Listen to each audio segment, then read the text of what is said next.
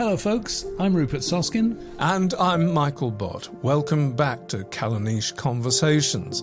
We're the prehistory guys, and today we're delighted to be talking with Joanna Hambly from the Scape Trust, that's Scottish Coastal Archaeology and the Problem of Erosion.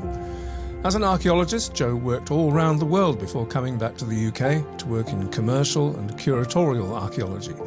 She joined Scape back in 2009, where she's involved with some important work regarding coastal archaeology, some of which involves the island of Lewis. So we thought we'd invite her on to tell us a bit more about it.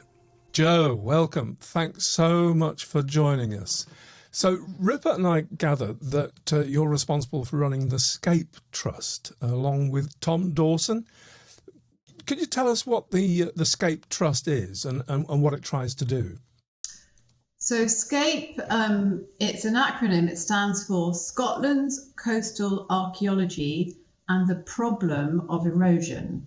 Now, we don't really like the term problem, but that's replacing SCAPE's first iteration, which was Scotland's Coastal Archaeology and the Paleo Environment. And Tom got so fed up with trying to explain what paleo environment was to people that he abandoned it and called it the problem of erosion instead. And what SCAPE does is we work with local residents all around the coast of Scotland to research and survey and document and look at the condition of coastal archaeology that's being impacted or being affected by coastal processes. So usually this would be, wave action, that they're vulnerable to erosion. And the reason why we do this, well, many reasons. The most important reason is that it's really enjoyable for people to learn about what's around them. And any archaeological site, especially one that has been half sectioned by waves, you can see inside it. So you can see structures and layers and bones and pottery and shells. And, people are really interested in that. And it invites you to think about it and learn more about the past. So for us, that's the most important reason for involving people in research in archaeology on the coast. So, and I get this right, it's sort of crowdsourced. You're involving large numbers of people, and because data's important. Exactly, yeah. Too, isn't it? Yeah. So we try. We do involve quite large numbers, actually. I think over the last, I've been with Scape for 10 years. Tom's been with Scape for 20 years. So I must have worked with, thousands of people actually. Wow. And that can be anything from just a straightforward coastal walk to, quite large scale excavation projects that are rescuing sites that are really, really vulnerable to erosion. Wow, okay. Well, I gather you were up on Lewis recently, weren't you, doing some coastal survey work for Richard Bates' Year of Coast and Waters project? Yeah, tell us a bit about that. Yeah. So that was really exciting because actually that was our first fieldwork after the whole COVID period. So we went up in July, and it was part of a project which is interested in looking beneath the peat to reconstruct what the landscape and environment and vegetation was like when the Calanais stones were, in use, as it were. Right. I know they're used now, but when they're originally in use. So that was a project led by Richard Bates, who's a geophysicist. So he uses equipment to look beneath the peat. But another really good way of looking beneath it is go to the coast. And of course, again, the sea has done its work and it's eroded, through the peat so that you can see what's going on underneath it. So it's a very good way of just like looking at little samples. You can get little eroding areas where the land beneath the peat is exposed. So, so what did you actually find out during the course of that work? And can people find out more about the work that you've done, Joe? They absolutely can find out more about it in that we've written a report about it, and that will go. That's up on our website. So if you go in our website, if you look along the top, I think it's called reports or resources. So if you go there, you'll find all of our reports, and it's called the Calanais Coastal Survey. And we found two main things. So we did find plenty of evidence of prehistoric activity. So mainly field walls that were running beneath the peat that exposed on the beach. We also found a nice flint flake that was buried in an old ground surface.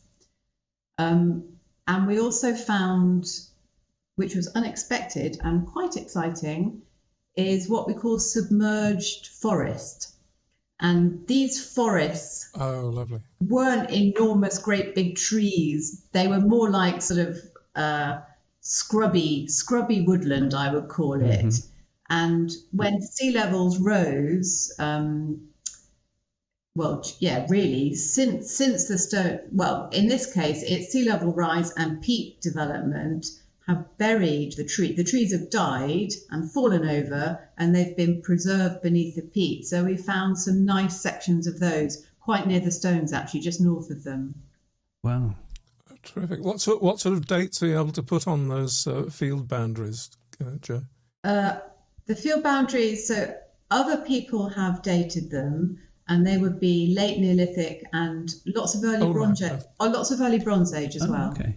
Yeah. Interesting. Yeah. So it is fascinating. So what's next for the coastal archaeology of Lewis then? How's that looking?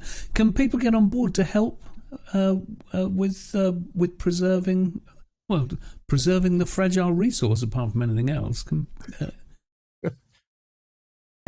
There's probably not a lot we can do to preserve it, but what we can do is preserve the knowledge. So in terms of sites on the coast that are being eroded, we do have a philosophy of we sort of don't really try and interfere with it, but we do try and learn from these sites. So we have an app that you can download for free. It's called the Scape. It's got a snappy title, the Scape Coastal Archaeology Recording App. Okay. If you search for that, you'll find it.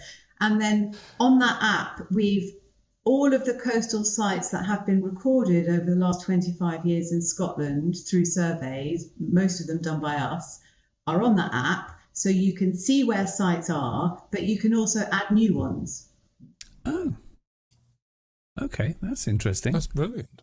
Yeah, well, we'll have to go and have a look for that, won't we?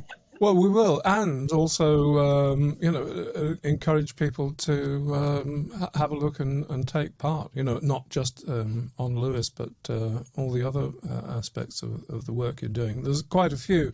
I'll put a link to the website up there, Joe, because there are quite such a diverse lot of projects that Scape's involved with. Yeah. Not just prehistoric.